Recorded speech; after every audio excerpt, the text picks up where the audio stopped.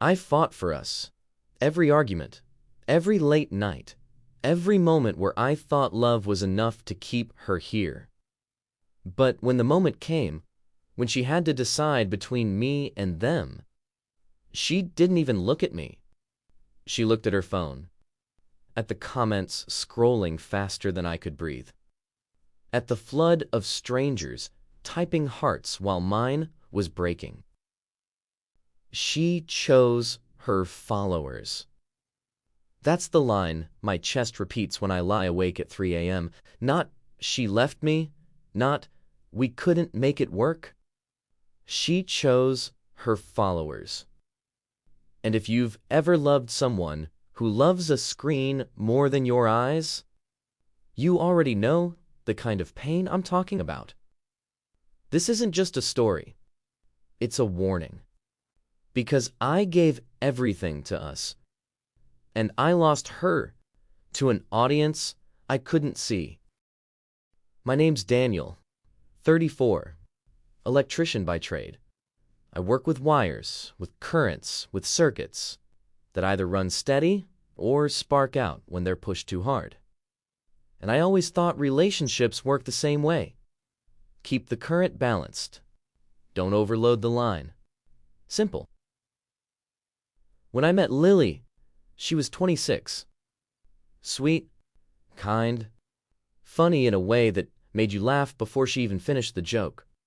She worked in marketing at a small firm. She had this way of making people feel important, even if you were just telling her about your boring day. We were normal. Movie nights with too much popcorn, lazy Sundays with the windows open, dreams we talked about in whispers, house, kids, vacations we couldn't yet afford. I remember once she said, "I don't need thousands of people, just you." I believed her. Social media back then? Just a side thing. She'd post a picture of us on the beach, or a video of our dog chasing its tail. 100 likes maybe, 2? And she'd smile, show me, laugh. Nothing serious. Then one day, she posted a short video of herself trying a new recipe. Just her in the kitchen messing up, laughing at her own disaster. It blew up. Thousands of views. Comments like, "She's so real," and "Love your vibe." That was the start. At first I was proud. Proud of her. Proud that strangers saw what I saw. I even held the camera sometimes, suggested angles, made her laugh so she'd look more natural. She'd call me her secret cameraman. But small victories turned into big appetites. Her followers doubled, then tripled. Companies started sending her free products, skincare, candles, clothes. She'd squeal like a kid at Christmas every time a package showed up. We joked about it. I said, "Maybe you'll be famous." She rolled her eyes. "It's just fun," she promised. And for a while, it was. We were still us. Still dinners and walks and plans. But little by little I started noticing something. When we sat down to eat, her plate got cold while she arranged it for the perfect photo. When we watched movies, she scrolled comments under the blanket. When I kissed her, sometimes her eyes darted to the phone, lighting up on the counter. It wasn't a wall yet, just a thin crack in the drywall. But if you've ever worked construction, you know, cracks don't fix themselves. They spread. And one day I realized I wasn't competing with another man. I was competing with a crowd. An endless, faceless audience that lived in her pocket. It starts small, always. A skipped dinner here, a late reply there.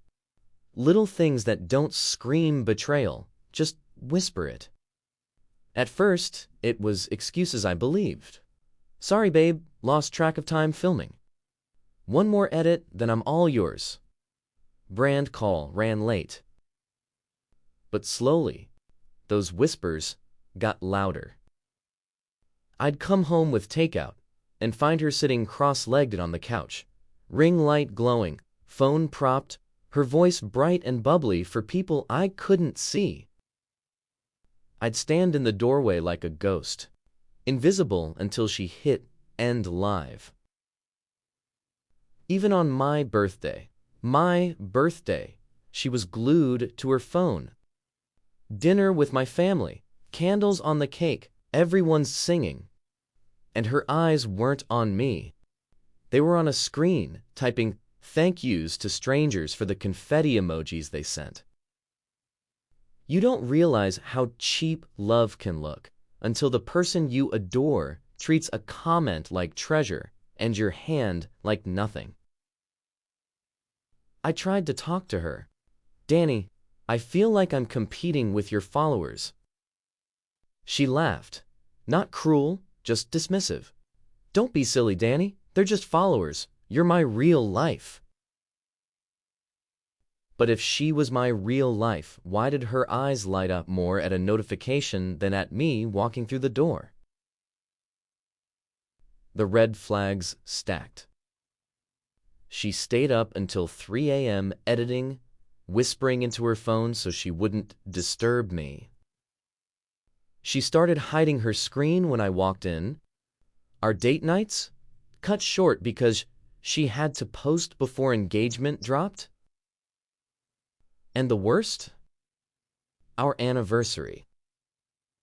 I spent weeks planning, booked a table at the little Italian place where we first said I love you, got the same dessert we shared that night, even wore the same damn shirt. She showed up late, makeup flawless, hair perfect, and halfway through dinner, she propped her phone against the breadbasket and went live. There I was, a man trying to hold on to us, while she smiled at usernames like Love You 123 and Big Fan Mike.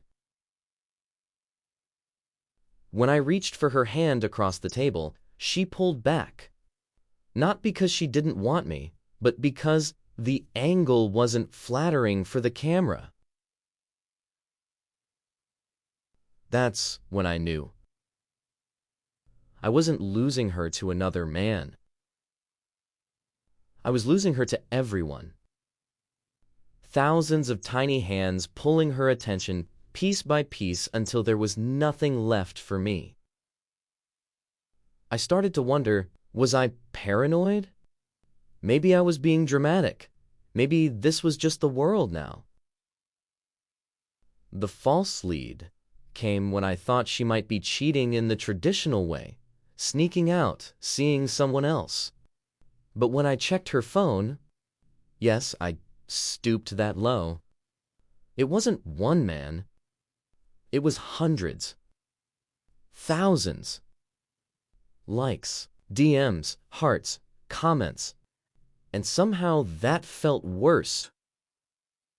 Because how do you fight an entire audience? The breaking point wasn't loud. It wasn't screaming. It was silence. The kind that cuts sharper than any word. I'd set up a surprise. Candlelight dinner in our apartment. Music low, her favorite wine breathing on the counter. A chance to reset, to remind her that we were us before they were ever there. She walked in, saw the table, and for a second, just a second, her eyes softened. I thought, maybe I reached her. Then she pulled out her phone. Babe, this is perfect content, she said, already angling the camera. The candles weren't for us. They were for her followers. The wine wasn't for a toast. It was for product placement. The dinner wasn't our anniversary. It was date night with Danny Hart. She went live. And as comments poured in, You two were goals. Wish my man did this for me. She leaned in, kissed my cheek for the camera, then whispered, "Can you just smile a little more? You look tired." I wasn't tired. I was done. I sat through the stream in silence, her audience applauding a love story that no longer existed. And when she finally ended the live, she turned to me, expecting praise. Instead, I said the truest words of my life. "You don't see me anymore. You only see them." She rolled her eyes. "Babe, you're overthinking. This is my career now. Can't you just support me?" Support? I'd been her cameraman, her editor, her background. I wasn't her partner anymore. And that was the night I realized I wasn't fighting for us. I was fighting against thousands of strangers with usernames and emojis. And it was a battle I could never win. When love turns lopsided, you either close your eyes or you start looking closer. I chose to look. At first it was small things. Screen time reports on her phone. 12 hours a day. 12. That's half a life spent with her head tilted down, lit by blue glow. I noticed she had 3 burner accounts, fake profiles. Each one existed just to comment under her posts. "Queen, unreal beauty, manifesting your success." She was building her own applause. I tested her once, sent a text, "I don't feel good, can you come home early?" She was live when it came through. I watched from the doorway as the notification popped up on her screen. She laughed, told her followers, "My man is so clingy, he wants me to leave you guys for him." Then she swiped the message away. My pain was content. I started keeping a file. Screenshots, notes.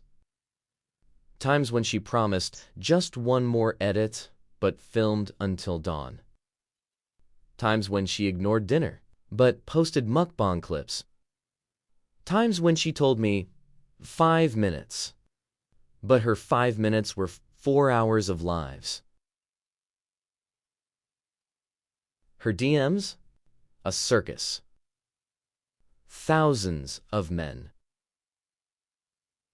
Heart emojis. Offers. Proposals. And she didn't outright cheat. She flirted just enough. A wink emoji here, haha, you're funny, there. It was bait. Engagement bait. And every time I tried to talk to her, she gaslit me. "Danny, it's just part of the job. Danny, you're jealous of a comment section. Danny, don't be paranoid." Paranoid. That word became her shield. So I watched. Like a detective, tailing his own wife. She'd sneak into the bathroom for 30-minute showers. The water never ran. Her voice carried through the door, soft, breathy, the tone she used for videos. She skipped family gatherings. My sister's baby shower? She claimed a migraine. I saw her Instagram story 2 hours later. She was unboxing PR packages in full glam. I stopped guessing. I started counting. 7 lives in a week. 14 sponsored posts. 3 missed dinners. 1 man losing his grip on a marriage. The paranoia false lead came one night at 2 a.m. She whispered on a call, "I love you too." My chest caved. I thought it was over, that she'd picked 1 man from the thousands. But when I checked, it was her talking to a fan group chat. hundreds of them. She tossed "I love you" around like candy, just to keep the crowd screaming her name. It wasn't infidelity with one man. It was infidelity with everyone. And I realized this wasn't a relationship anymore. It was a performance. And I was the unpaid stagehand. So I prepared. I gathered screenshots, recorded screen time data, even filmed her once. 3 a.m., ring light on, my empty side of the bed in frame. I made a folder. I called it reality. Because when the time came, I wanted to prove to her, to me, to anyone, that I wasn't crazy, that I fought for us. And she chose them. It happened in the living room. No candles, no dinner. Just me, her, and the folder I'd built like a coffin for our marriage. She came in from the bedroom, phone in her hand, ring light still glowing faintly down the hall. I was waiting at the table, laptop open, screenshots lined up, my voice steady, like I'd practiced in the mirror. "Sit down, Lily." She frowned. "What's this?" "This," I said, tapping the screen, "is proof that I'm not paranoid, that I've been watching, counting, recording. Because I needed to know if I was crazy or if you were gone." She scoffed, rolled her eyes like I was a stubborn child. "You're really doing this. You went full detective on me." "Someone had to," I said, "because you sure as hell weren't honest." I showed her the screen time reports. "Work," she snapped. "The burner accounts? Marketing strategy. The ignored text? You're too sensitive. The live stream where she laughed at my message. That was just for fun. You take things too seriously." Every piece of evidence she batted away like gnats. But her eyes flicker with guilt, with anger, with fear that the show was over. "Danny," she said, finally, her voice dropping. "This is my career. You don't get it. You don't understand how hard I've worked to build this." "I do understand," I said. "I was there. I filmed, I edited, I supported, I clapped from the sidelines while you turned us into content." Her jaw tightened. "So what? What do you want? For me to give it all up for you?" I leaned in. "I want you to choose us or them." Silence. She stared at me like I was unreasonable, like I was asking her to cut off her own arm. Then, slowly, she raised her phone, screen lighting her face like a confession booth. Can we not do this right now? I'm about to go live." That was her answer. Not in words, not in tears. In the simple act of choosing the camera over me. I stood. My chair scraped the floor like a closing door. "You just made your choice," I said, "and it wasn't me." She reached out, panic flickering too late. "Danny, wait!" But I didn't. I left her sitting there, ring light haloing her face, audience waiting behind the glass of her phone. And for the first time in years, I walked away, not to prove a point, not to win, but because the fight was already over. Leaving wasn't dramatic. No slamming doors, no shouting, just the quiet click of my suitcase zipping shut while her ring light hummed down the hall. I crashed at my brother's place that night, slept on his couch, staring at the ceiling, listening to the sound of a fridge that buzzed louder than my own heart. And for the first time in months, no notifications kept me awake. No artificial glow. Just silence. The days after felt like detox. Coffee tasted bitter again, not sweetened by staged mornings. Meals went cold because I was eating, not filming. I started running in the mornings, my lungs burning, my body reminding me I was still alive. But grief doesn't just vanish.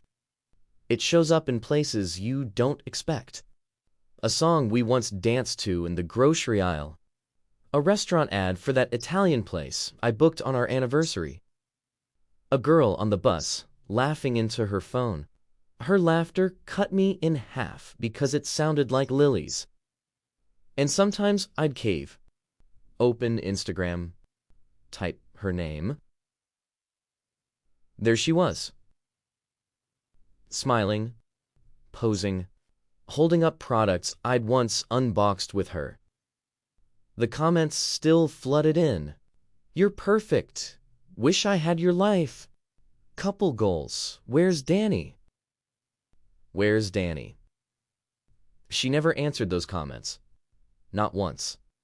She let me fade like a storyline the audience got bored of. Friends told me I was better off. Family told me I'd done the right thing. But late at night, when the house was quiet, my chest still whispered that one line. I fought for us. She chose her followers. The divorce was simple. We weren't married on paper long enough for it to get messy.